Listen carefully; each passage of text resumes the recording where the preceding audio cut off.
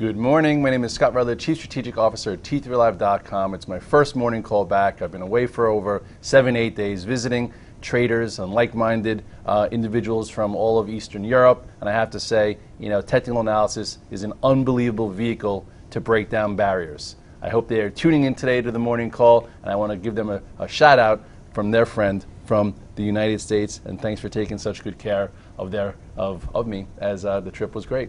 And here I am back in the saddle. Welcome back, Scott. Well, it's good to see you. You too. Glad to have you back, like I said. And I'm Chelsea Oliver. Welcome to today's morning call. We have mostly green arrows around the world today as oil approaches 50. It looks like many markets are following the U.S. lead from yesterday. Europe is trading off highs, while Asia had a pretty solid session. What do you think about the overseas action? I think, they're still a little hard to trust. Both, that pullback from the highs still seems to be like more grindy. Every day has been a little bit different. Like you said, Europe was up higher this morning. I think the DAX at one point was up almost 1%, and the CAC was almost up 1%, and now I think the DAX might have gone red. So it's still, there's a lot of indecision out there. If you look at the chart of the EWG, which is something we look at for a proxy of Europe, there's not a lot going on here. The pattern doesn't look that great. Every time it seems like it's going to break its ascending channel, it kind of, regroups a little bit and doesn't get that much, downside follow through. But there's no momentum. Here is, the resistance now. It's now back below the 200-day, back below the moving averages. I guess you could say, you can, tactical longs are trying to be long versus 25-40. But overall, you've had to move off the lows, but and it's still kind of in the game, but there's just no power. We've come a long way to the downside. We've come in, we're short-term oversold, but there's nothing to get too excited about there.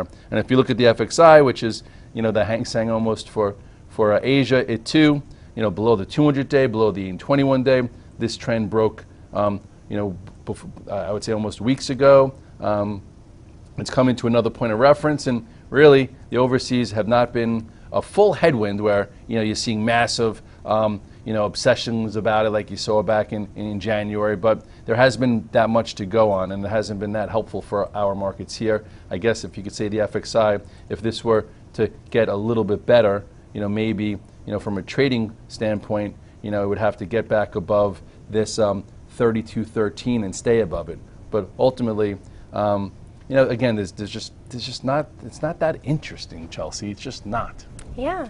And U.S. markets ended last week on a sour note with a pretty obvious head and shoulder technical pattern to head into the weekend.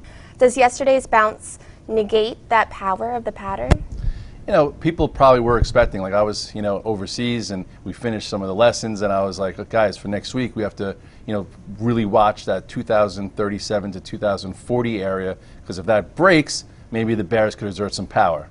But the problem with the past few weeks is lots of misdirections. When stocks have looked good, you've had to sell them. When they've looked bad, you couldn't press them. And if you look at the pattern here coming into Monday, you will see that this looked as if, this is the bears would have their chance again, right? Here we are. Here is your neckline. Here is your left shoulder. Here's your head. And then here's your right shoulder. You also had a little bit of a breakout failure right there, where you had, looked like, they were going to negate the right shoulder, and then he got taken back fast. And then all of a sudden, boom, So I don't know if this, says game over now, and then you got to get real bullish. But at this point, you have to respect the action from day to day, and you have to know your time frame. So here, this level is holding. It did get above Friday's high a little bit. I would say, you almost have to compartmentalize it. So here is one resistance. Okay, this resistance here is 2071. Okay, and then today the futures are now down 2 handles. I would say go to your 5-minute chart. Okay, if you go to your 5-minute chart, you'll see you had a decent move yesterday that ignited here, and I would say if the bulls want to keep some commitment to it, okay, I would say somewhere around this 2060-ish should hold. So if we pull in 6 handles or so, and they want to make it for the bulls to have the momentum from yesterday because it's changed from day to day, this holds, and then if it does. Maybe it can, start to move, up a little bit from a higher level, and then really for the bears to start to probably cover again, you have to you draw your line out a little further. I would think really, 2080-ish, and if people are short, I think that's when they start to get a little scared, and then maybe this right shoulder gets negated. But for right now, it hasn't been an easy environment to trade. Every time it looks good, it comes down. Every time it looks bad, it bounces. And we've seen this before. You guys remember this? This went on for a long time after last year's move. Last year we had a move pretty much similar. Here was your double bottom. Here's when it took out resistance and then followed the 8-day all the way up before breaking. And then it went for almost 4 months. 4 months of this sideways, crazy, back and forth action where, every time it looked good, you had to sell it. Every time it looked bad, you had to buy it until finally it's, broke to start the year. So we don't know how long this is going to last. So I would continue to take your trades and just make sure you have a real big reason for what you're doing. One of the reasons for the bounce yesterday was a big deal in the bios. Does the action in the IBB put it back on the radar? It helps a little bit. This group has been so broken. And then yesterday with the big bio merger, some shorts cover because like, oh, I don't want to be short a bio merger, and then maybe there's appetite down here. So, it would be helpful, in order for the S&P to break that right shoulder, you need some, vehicles. And the bios have been very weak, and it's good when the bios are a little bit better. So we'll see if yesterday was a one-day wonder, because we've seen a lot of the one-day wonders. And you go back here to the bios, and you will see that, you've had lots of broken trends. Okay, starting all the way here, this was one of the first ones. Look at that engulfing day. Then another ascending channel broke, another ascending channel broke, and then finally, we had a nice little tradable pivot here before this broke to the downside. So now the question is, if you look closer, can we get some money here? Can we make some active trades? Because that's what we do for a living. We try and find active trades. So, for this to build, okay, here is, I don't think traders at a long overnight will give it to this. But then again, we break it down further. You go to your 5-minute chart. I would say at least half of yesterday should hold in order to keep some of the, the active bulls. I like to call the active bulls, meaning just to see if you can make money for like a day and a half or so. So I would say this right here, I feel like should hold somewhere between 258, 259. If all of a sudden we get here and there's no bouncing, then yesterday was somewhat of a one-day wonder. If it holds and starts to build, maybe. There's another trade that could take out this lower pivot, okay, and that would mean that you'd have to get above yesterday's high of 260, 212 and stay above it with the next pivot right here. This is your next pivot. Your next pivot is 264.80. Not much room, but again, this is what we're dealing with in this type of market. Not a heck of a lot of great setups. Apple was another reason for yesterday's strength as Warren Buffett took out $1 billion stake. Does this change the complexion of Apple, and will it help the Qs moving forward? For the day it did, and it might moving forward. When I was over there, I was watching that 92 level. I was actually in a big CNBC article talking about if the 92 area breaks, maybe we could see downside action. But just like we trade pivots, if it breaks below and gets reclaimed, you better switch some gears, even if it's only for a week. You don't have to sit there. So there was a good trade below 92 last week. It went as low as 89.50. If you look at the chart here of Apple, okay, this was that spot. It went below it and actually gave you a decent trade. I remember the futures were up a little bit that day. Then on Friday, I had an inside day. And then really, if you went home a little short yesterday on Friday, it made sense. But hopefully, when it went back above and opened yesterday above Friday's high, you potentially covered. And then 92 got reclaimed. So this might actually wind up being, we don't know yet, some kind of false breakdown where some longs got stopped out, some guys pressed shorts and it reclaimed. So now at this point, see if it goes sideways a little bit. There's a little upside follow through today. I would write down this pivot for Apple. It's above right now. It's above 94.39. If it could do a little sideways action, then you have resistance 1, and then you have the gap. At this point, you had a decent short. If you had a little bit of a trailer on, you probably lost and was a little frustrated. It happens. And now see if it builds, goes sideways, and gets you a little bit of a better move. But all in all, Apple's got a hell of a lot of work to do. All this was, you can hear about it all day long. I'm sure you heard about it all day yesterday. Still very broken. This is, remember when we got stopped out here, when it lost a 200-day? It's all the way down here. So anyway, we'll see what happens there, and we'll see how it affects the Qs. And the Qs, to me, still aren't acting special. I guess you could say there's a low, and you have a bit of a higher low. And if Apple hangs in there, it'll be healthier for the market if it could take this back, okay? The Qs have been a weaker spot because of Apple, so now I guess if Apple holds in there a little bit better, this would be your next spot that it would have to take out with volume, and it starts at 107.20 to 107.50, and we'll see if, a new ascending channel starts. Here was the last one that broke. Now you want to start a slower one. Well, here's a slower one, and we'll see. Maybe we get a pivot here and another wedge to see if we could resolve higher or not. High beta tech was a bit of a head scratcher yesterday. Scott, would you think that Facebook should have participated a little better? Yes, I do. I landed in the afternoon because I was flying all night, and I'm like, oh wow, the Dow's up 140 points, S&P's up 18. I bet you Facebook's probably up $1.20. I'm missing something, and then all of a sudden, boom! I punch it up. It's down $1.50. I'm like, what came out on Facebook? And then I looked at the news. I saw J.P. Morgan upgraded it. I saw some news with their video. So I don't know. We'll see what happens here. That's some of the frustration that's out there. Okay. If you want to look at it on a macro sense here, still above the earnings gap, and still above the 21-day. But you would have thought it would have acted better yesterday. I was trying to see if we can get a move above this 121. It didn't happen.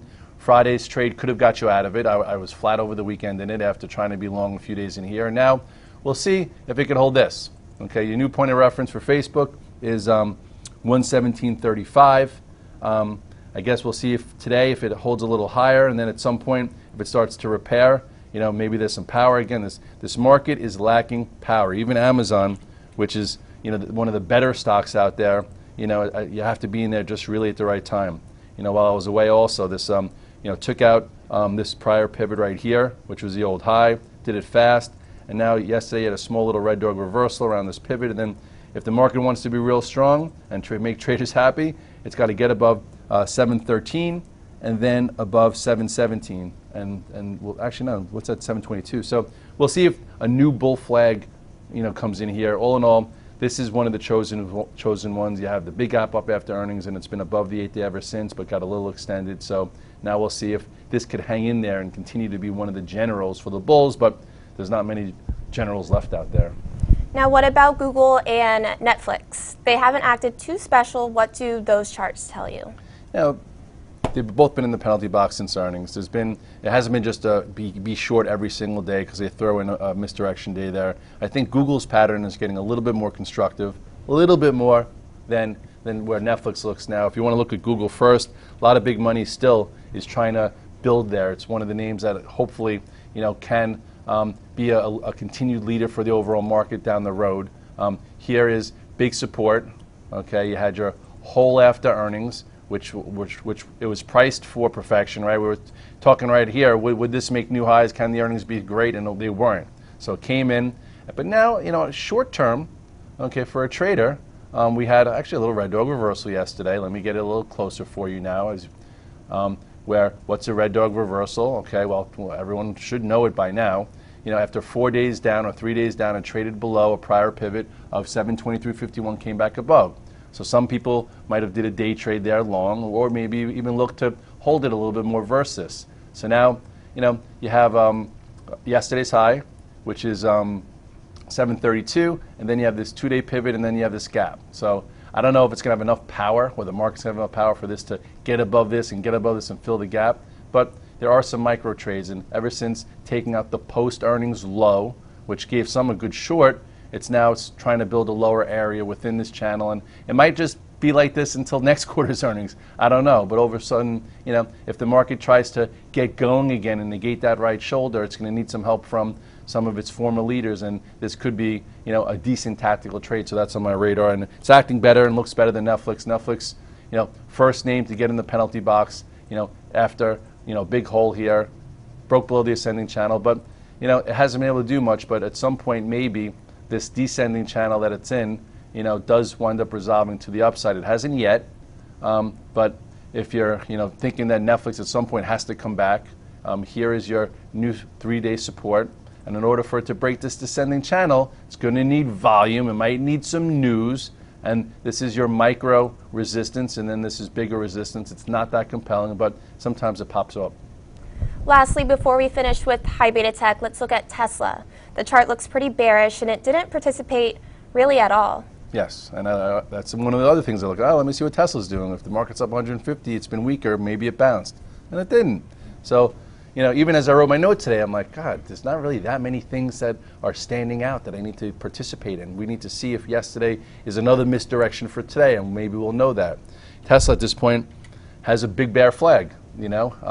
Thank goodness, if you remember, before earnings, it broke and lost momentum. So guys who are looking for this to break before didn't have to wait for earnings, and then it took back to 200-day. We like Tesla when what? It's above the 8 and 21-day moving average, which it was during this entire move. Well, now resolved lower, and I don't know, if you're going to be able to press this for downside weakness, but I guess if the market's that weak and we're going to fail, there is a pivot right here in Tesla at 203.66. This trade doesn't really interest me. I'm not going to be pressing it here just because I don't have a good history pressing Tesla.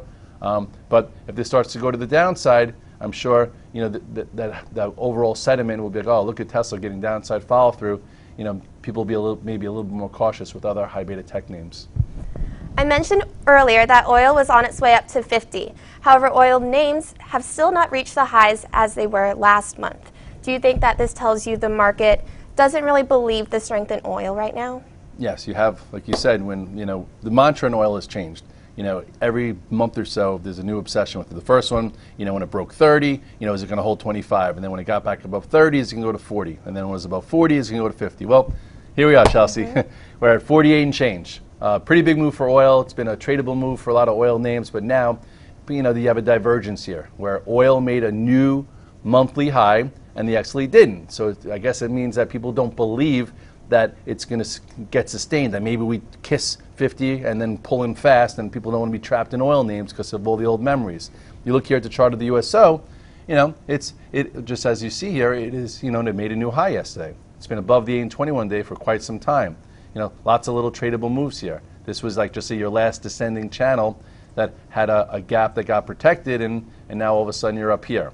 So I would not be chasing oil long, okay? But it doesn't mean you could be just shorting it, because I know a lot of guys that got caught short here and never covered, and now they're like scratching their head. Oh my goodness, what am I going to do? But anyway, the 200-day could be something for the USO. We shall see. If you look at that chart that's at highs, now you go to the XLE. The XLE isn't at the same high the last time oil hit a high. So what does that mean? It means that people are a bit skeptical still. We're still in this ascending channel, still acting well. I think last time before we talked about buying a dip was right here, right before leaving. And now I guess you have somewhat of a tight wedge forming here. And if the market's going to make a move and it's going to break above 2080 in the SPX, you will probably see this sector participate. So I would write down this pivot. This pivot here for the XLE is 66.74.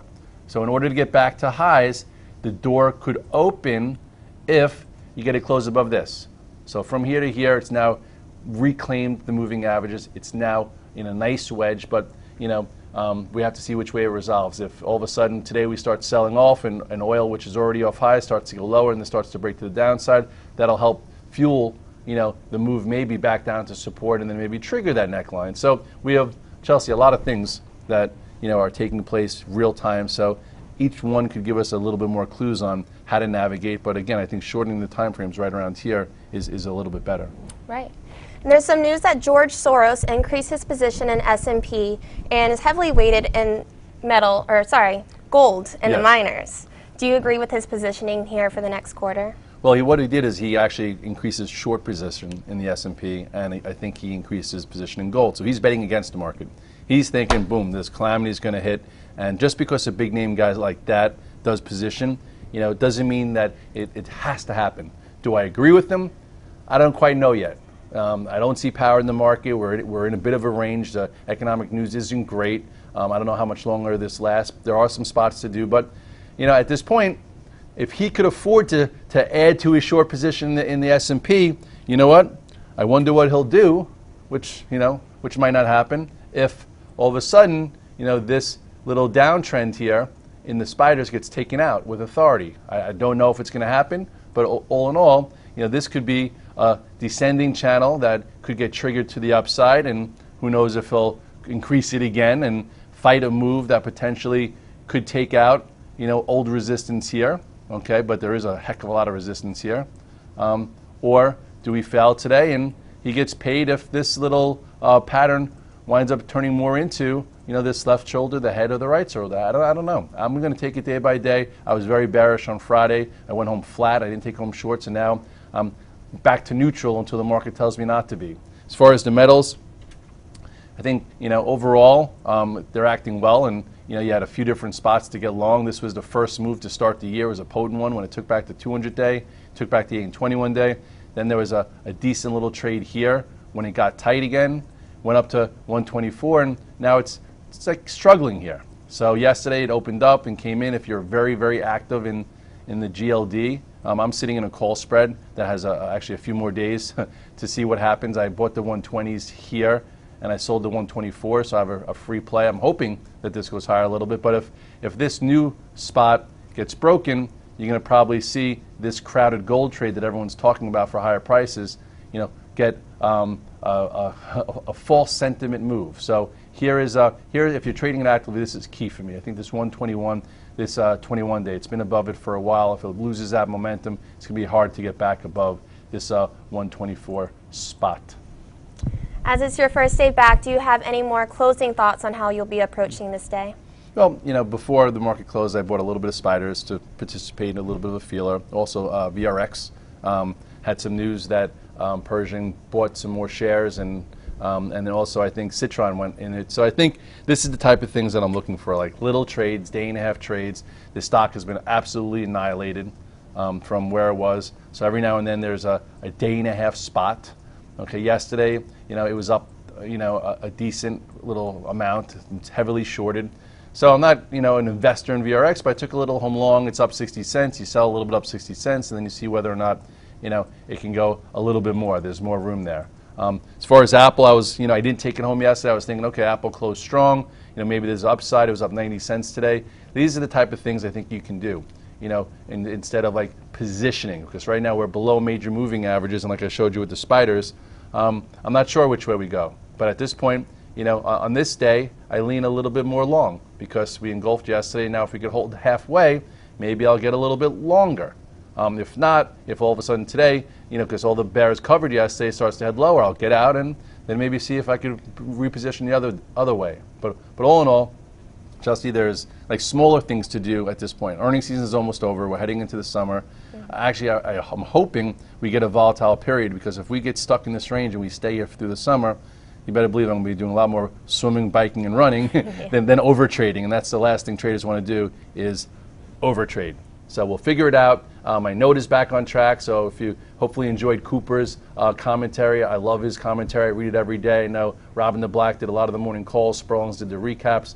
Dave Green has done a lot of stuff. We have a lot of guys that can help you, figure out what's next without taking excessive risk, without being stubborn, without rolling up situations that aren't working. And then tune into the morning call and the recap, because we'll be here every day helping you, guide through the action, and then you can be with us all day long on that BTF.